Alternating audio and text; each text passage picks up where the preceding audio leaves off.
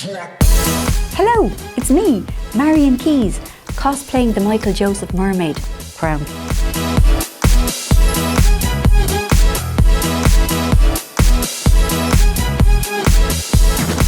Books can make us feel everything. They've been my friend since the age of 6. They take us places we've never been, to the past, the future, and they allow us to feel something. I have been a Penguin Michael Joseph author for over 25 years, and I really love being part of such a wonderful family. Although admittedly, the jealousy of the others and their talent does kind of get to me at times, but it also means that whenever I visit the office, I come away with a huge stash of stolen books. Why isn't this in the showcase? This is fantastic! I am so excited to be your host this evening for the Penguin Michael Joseph Spring 2023 Showcase. Let us know which books you're particularly excited about and join in the conversation with our hashtag below. In this showcase, we will excite and thrill you with fantastical worlds, young love, white-knuckle thrillers, and some unique takes on dinner. Now I hope you're all settled in for the next hour, preferably wearing pyjamas or stretchy clothing of some sort, brown optional, with some tasty nibbles and something lovely to drink. And without further ado,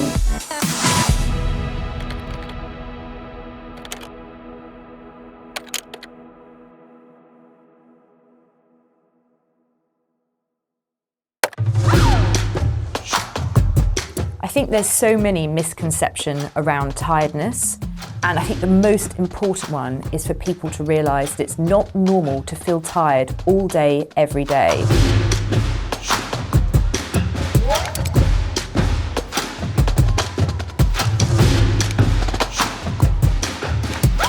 Hi, I'm Karina Antram, and I'm going to help you to fix your fatigue.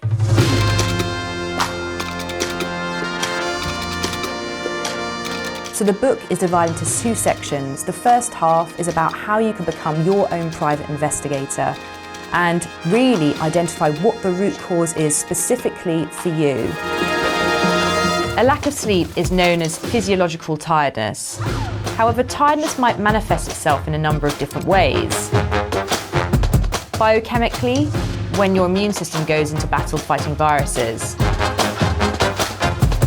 Physically, perhaps such as overtraining in the gym. Emotionally, which can be really difficult at times if something stressful or sad has happened. Cognitively, if you've spent too much time making complicated decisions or at a computer, which so many of us do in our jobs. And cellularly, if what you eat doesn't have the optimal combination of nutrients. The second half of the book is more action-focused. It's about now getting into a deep dive of the solutions, and I've divided it down into 5 core steps to help people. So as we have heard, tiredness is actually quite complicated. It really is very much unique to you, and you will have a different root cause from somebody to somebody else. I want to help you identify why you are tired, so that then we can fix your fatigue.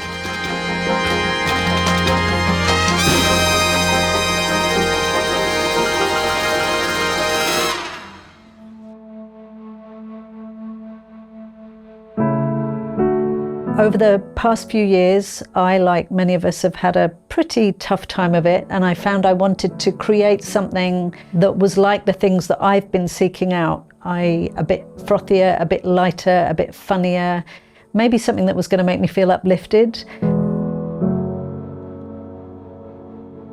Hi, I'm Jojo Moyes. You may know me from books such as Me Before You and The Giver of Stars. I'm here to tell you about my latest book, Someone Else's Shoes, which I think is a little bit of a departure. Many years ago, I wrote a short story in which the harassed, slightly downtrodden female protagonist picks up the wrong gym bag when she leaves the gym. And it was about what happened to her as a result of literally having to walk in somebody else's shoes for the day. And I've been asked a lot about that short story over the years by, movie studios and people wondering if I could expand it. And I suddenly came up with the idea of what I wanted to do with that character. And so now this book is about two characters who swap gym bags, and they are very different. They would have absolutely nothing in common with each other in real life. They represent two very different versions of the female experience, but it's about what happens when they have to live as each other lives, and what happens when they finally join forces and find that they have more in common than they could have predicted. The older I get, the more conscious I am of the importance of female friendship in my life. I don't like the way that women are often represented in entertainment as always being in competition with each other. That's not my experience. I think female friendships, especially the older you get, can be the most giving and funny and life-affirming and supportive things you could imagine. So really, a lot of this book is underpinned by that kind of female solidarity. It's often complicated, it's not always straightforward, it involves a lot of mickey taking, a lot of sadness, a lot of happiness, a lot of jokes, but most of all it's about lifting each other up and being there when you need somebody.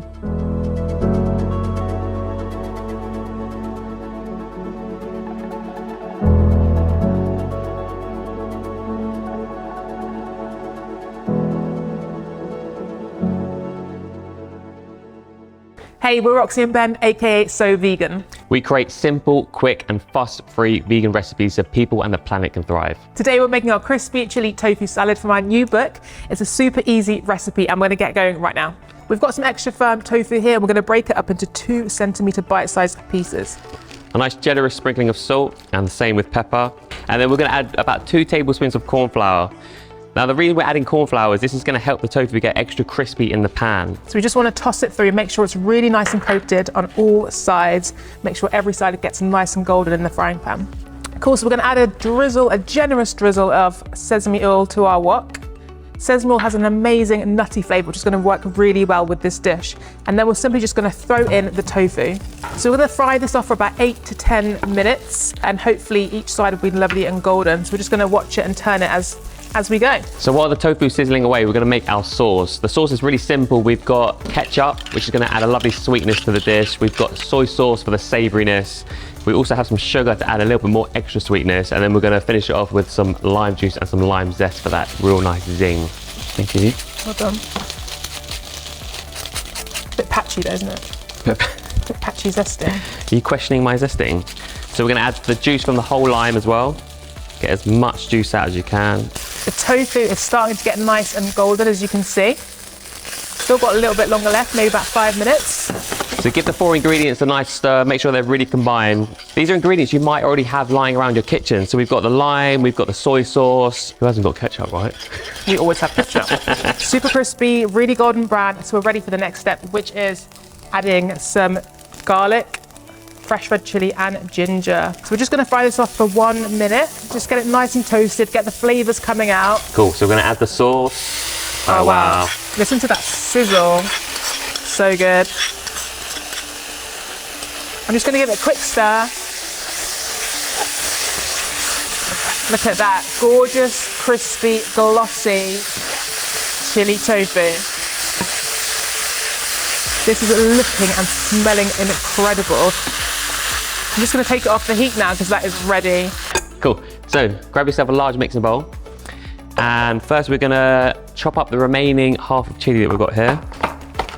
And then we've got a romaine lettuce. Just really roughly chop this, no rules. Just go for it and chuck it straight into the bowl. Lovely.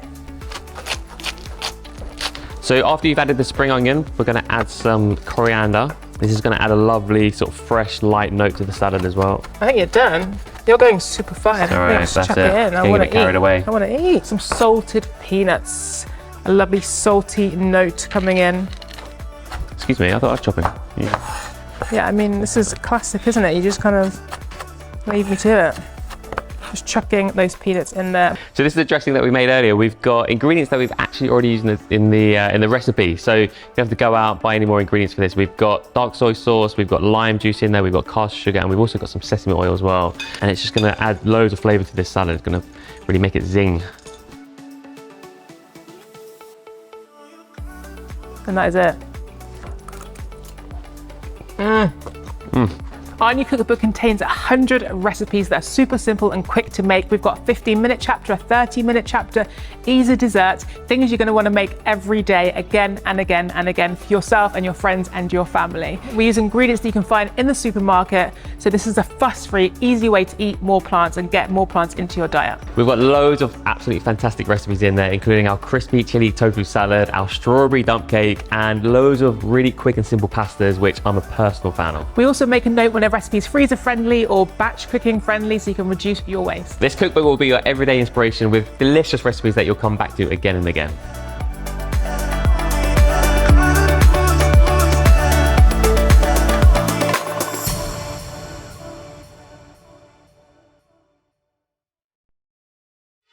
Dr. Max Archer is an ordinary man, a historian at the LSE. He spends his life researching and studying others.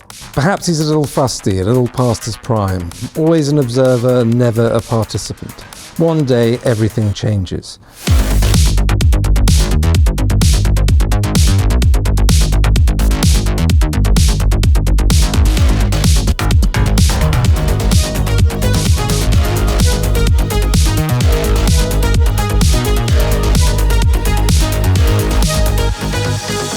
So the book is the result of 5 years of research, hunting around archives, reading memoirs, talking to people, putting together this plot that spans over 100 years, all the way from the post-war world in Vienna in the 1940s right up to London in the present day. I love a good blockbuster. I love a big global story that usually interacts with real-life history in some ways, like The Day of the Jack, or like Eye of the Needle, or like The Eagle Has Landed. That was my inspiration when I was writing the book. I wanted to take these big real-life events and take the reader behind the scenes, behind the curtain, if you like, give everyone a bird's eye view of what's happening behind the scenes at these crucial moments of 20th and 21st century history.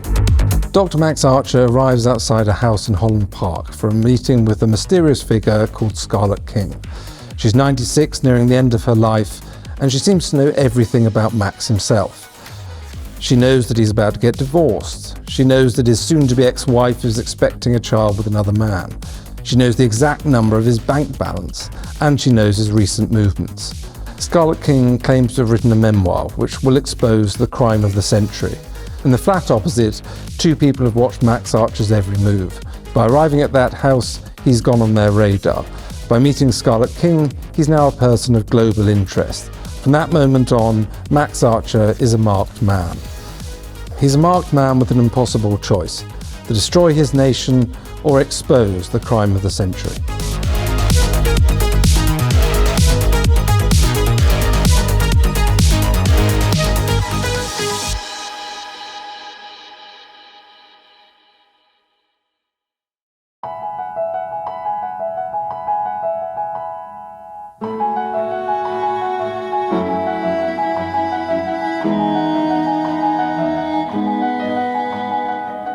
I've been with moths since I was 18. It's been a lot of years where we've experienced most of the ups and downs, the highs and lows of life.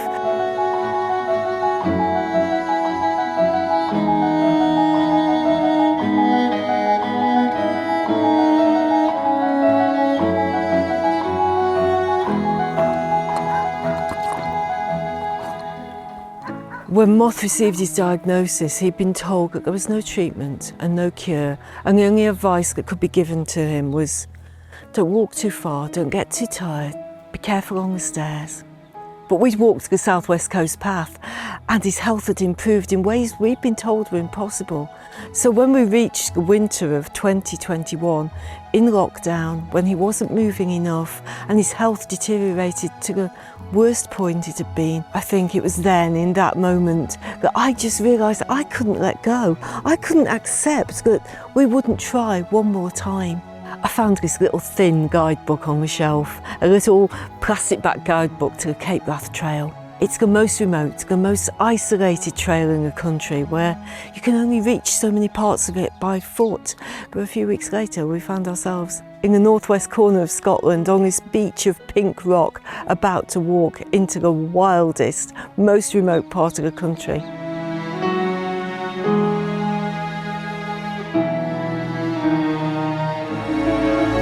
As we were walking along 1,000 miles of paths and footpaths paths, ways and trails that crisscross this country and brought us south, I think I came to realise that they're not just paths, that they're something so much more than that.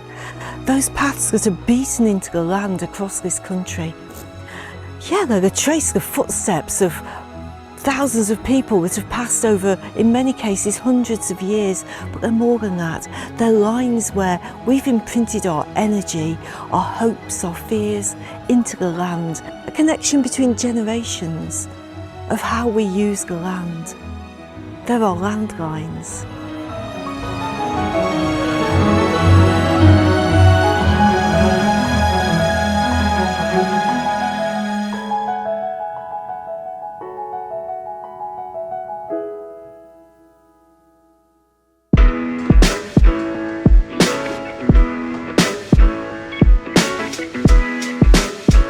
Growing up, we ate lots of traditional Punjabi food, but we'd have traditions like we'd always have chips and gravy on a Friday. Sorry.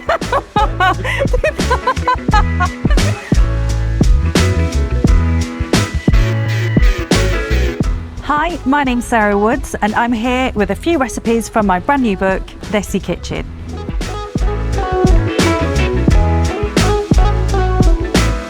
Desi is a person of birth or descent from the Indian subcontinent who lives abroad. Desi Kitchen seeks to tell the food story of the Indian diaspora, its past, present and future. The book is about telling the story about first, second, third, fourth generation immigrants. And I think part of that story is a balancing act between preservation and evolution and blending different cultures. Some of these recipes you'll never have seen before, you'll never have heard before, but there's something that you completely have to try.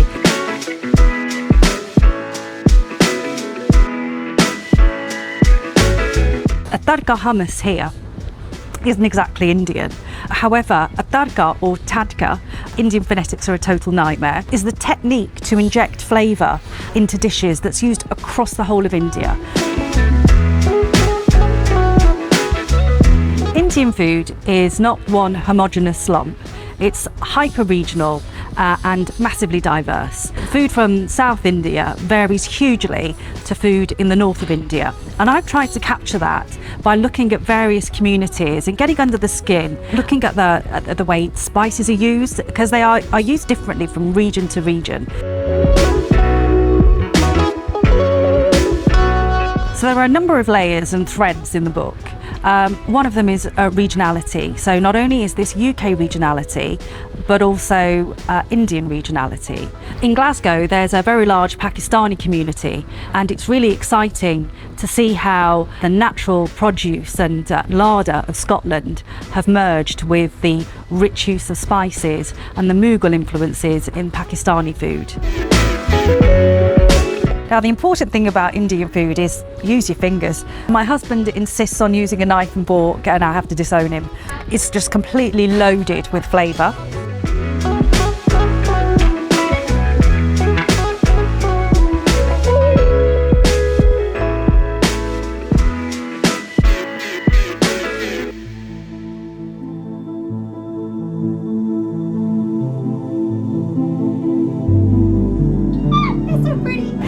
We've got a special bookmark and a gold. If she has 1 million fans, I am one of them. If she has 1 fan, it's me. If she has 0 fans, I'm dead.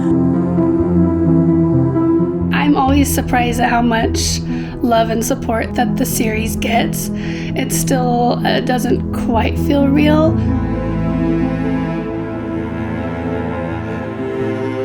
Hi, I'm Raven Kennedy. I'm the author of the Plated Prisoner series. Currently, there are 4 books out in the series. The 5th is going to come out in June. Oh my god. You have to read the series. Yes, Raven Kennedy. This is not intended for anyone under the age of 18. So I'm taking that as a good sign. I'm speechless. The Plated Prisoner series is a dark fantasy that's based on the myth of King Midas. Everything he touches turns to gold, and I wanted to take the story and turn it on its head. This series is in the fantasy world of Aurea. And in each book, we get to delve into each different kingdom as the world opens up. So book 1 is Guild, and we're in 6th Kingdom, which is very icy and cold and just snows all the time. And it feels very isolated. And then as the series goes on, we see more of the world and more kingdoms, and it opens up. And then, the final book, we kind of end up somewhere else.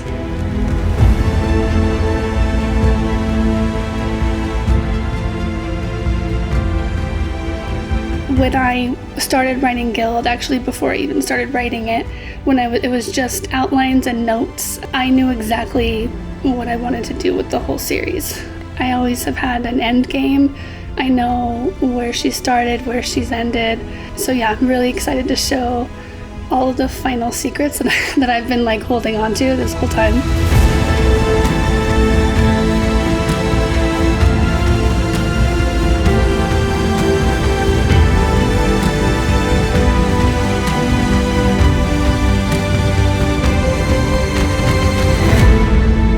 I do think there's an element where, yes, it's fantasy, but the series definitely goes into some very real topics. So I think a lot of women in particular connect with Arryn and what her journey is about.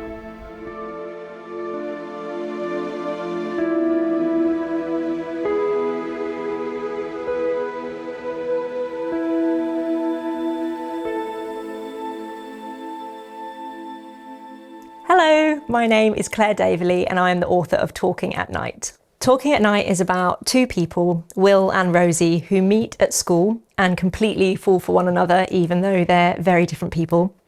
But then this unexpected tragedy occurs, which kind of tears them apart and stops any chance they have of them being together. But it's that tragedy that actually draws them back to one another again and again over the years that follow. Rosie cannot sleep. She'd gone over some revision before bed, and now it is whirling around her brain, snagging on names and facts that she must not forget. She sits up after a full hour, checks some things, decides that her mouth is dry, that she needs a drink of water. She pads down the stairs in the dark and jumps when she sees a boy sitting at their kitchen table. William White, the guy from the bonfire, the aloof, brooding boy from school she hadn't exchanged one word with prior to that night. Sorry, she says, even though it is her house, and even though he was the one to startle her.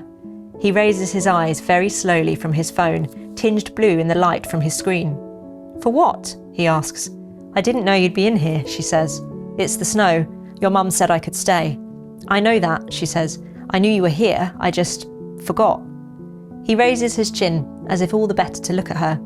She is keenly aware that her feet are bare, that her pyjamas are a faded pink and arguably much too young for her. But then she remembers that it is dark, that he will hardly be looking at her feet or her clothes, or at her generally at all.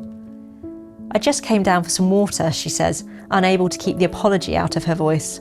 There's filtered water in the fridge, he says. My mum told you that, did she? She did. God knows why we can't drink out the tap like everyone else. Well, you could, he says. She pauses at the fridge door and glances over at him. She can't work out in the dark whether he is smiling, but she thinks she can hear it in his voice. A slight teasing perhaps, which is new to her, like him talking all night by the fire.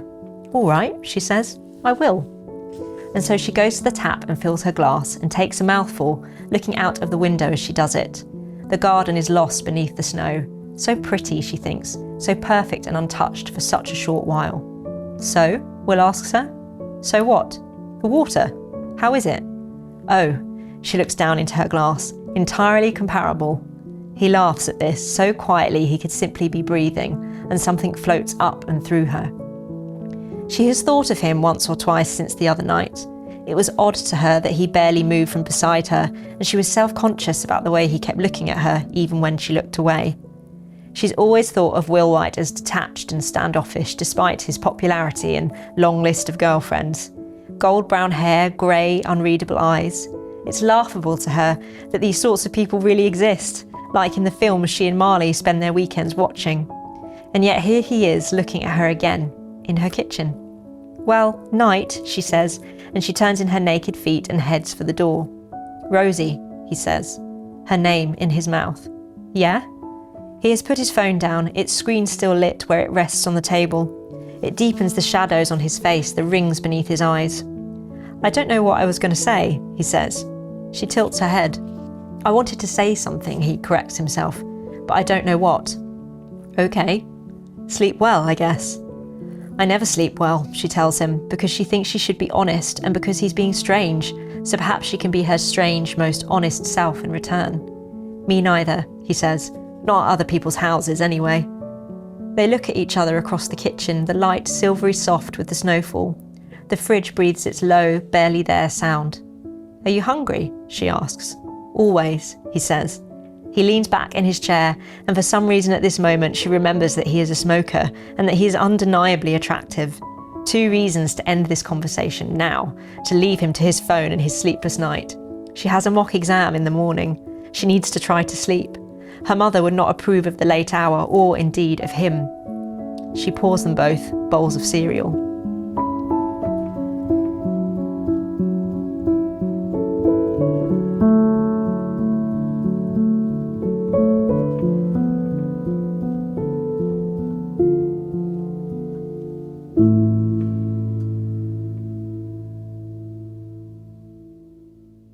Everyone at Penguin Michael Joseph, listen the f*** up, because I'm here to talk to you about my brand new book, The Crystal Path, and why you need it in your life.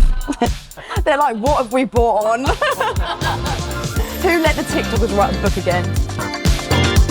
Hi, my name is Georgina Easterbrook, also known as Athena's Crystals on TikTok, and I am the author of The Crystal Path, which is a book that's all about helping people step into the best version of themselves and unlocking their unlimited potential through the use of crystals. I wear quite a lot of crystals that are actually associated with my zodiac sign, which is a Scorpio, and we go into that in the book. For example, malachite, which is this one here, stone of transformation. And I think we all can use some positive transformation. I've also got a matching ring on as well. Another favourite is labradorite, which is the stone of magic. And if you see it, it literally is like the most beautiful, rainbowy, flashy stone. And it helps you tap into like your creative, psychic abilities and stuff like that. We go over a lot in the book. So whether you're completely new to crystals or you know a bit about it, there's also loads of stuff in there about manifestation, mindset, how to use crystals to amplify those manifestations, healing from past trauma, crystals that can help you do that, exercises that can help you do that, discovering those parts of yourself that you may have hidden down from trauma from past relationships, and also lots of manifestation rituals and crystal rituals you can do to attract your dream partner. And why wouldn't you want that? The main thing that brings me so much joy is educating others on how crystals can help change their life. To have something that I've created and that's my own and that I'm hoping can help loads of people in the same position that I was is just amazing. The Crystal Path will be coming out in March, but you can pre-order it now, so make sure you do that. Why did I bring that? I don't know where that came from.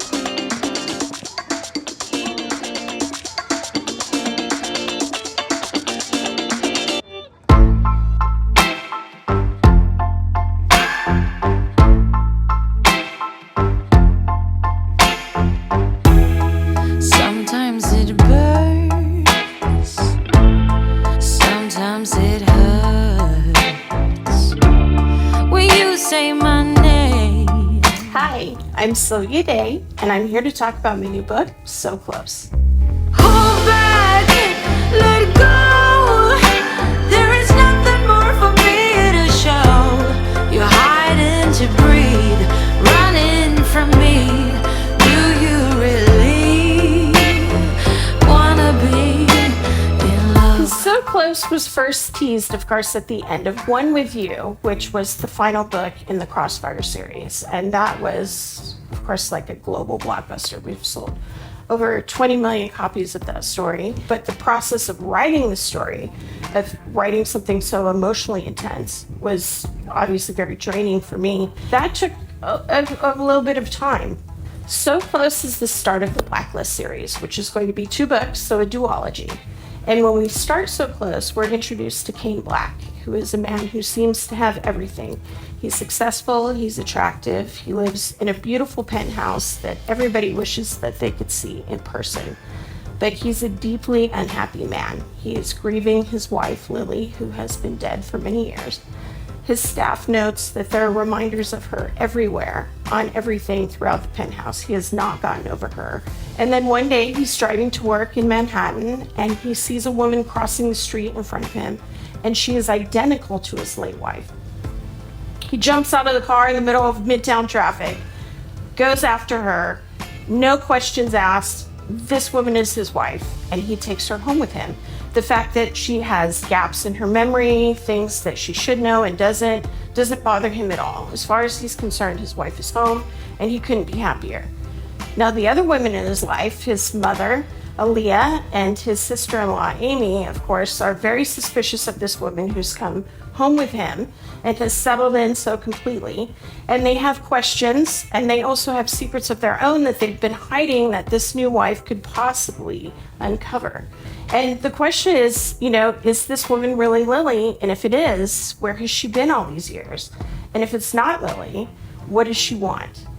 So Close is that contemporary Gothic love story that's sexy and dangerous, and the women in it are smart and ambitious, and they are determined to hold on to everything that they covet. It's got suspense, it's got romance, it's got sex, it's got danger, it's got it all. You're hiding to breathe, running from me. Do you really wanna be in love?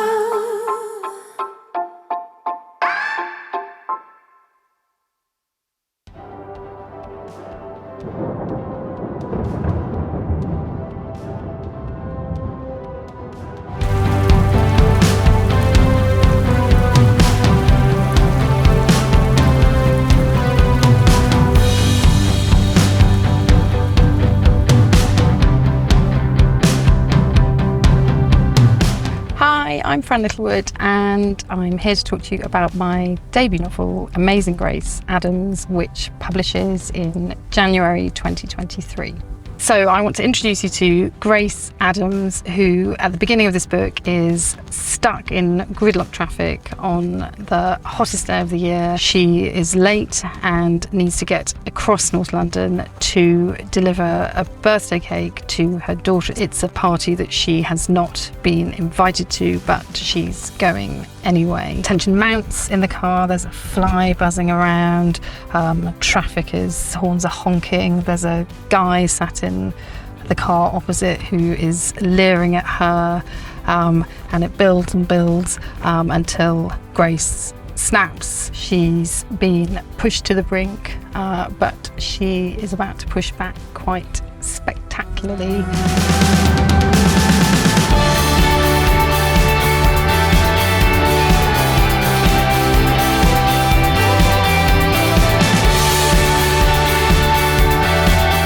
Being the parent of teenage daughters, I had 2 teenagers at the time that I was writing this, and it just struck me that I'd read and watched a lot of coming of age stories and films and TV shows that focused very much on the teenager or young women in their 20s, but not so much that looked at it from the perspective of a mother. The responses to the book so far, people have said that they feel seen by Grace, which I'm so pleased about, because when you're writing it, you don't know if that will be the case, but the idea behind writing the book, I wanted to write a woman in the middle of her life, but I wanted to write the women around me as they actually are, so as a corrective to this prevailing narrative that women at this stage of their life are downtrodden and boring and past it and over the hill. So I didn't want to write something that was vanilla or sanitized. It's a redemptive book, I would say. There is hope in this story, and it's full of love.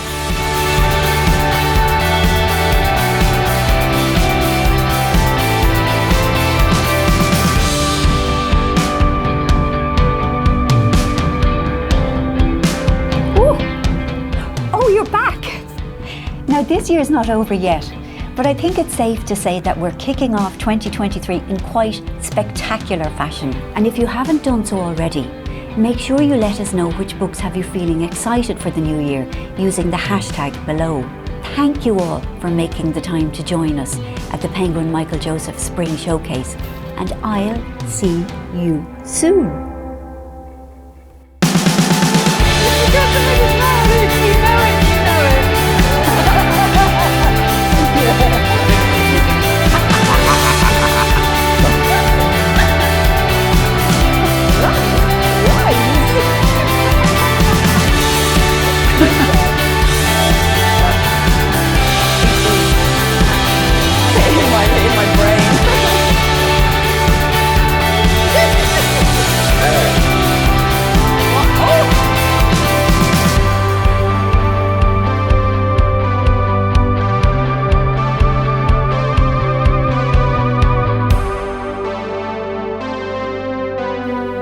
Great out life, really, you know, reading all day long, wearing a crown, being by the seaside, having a tail, going for a swim whenever you feel like it.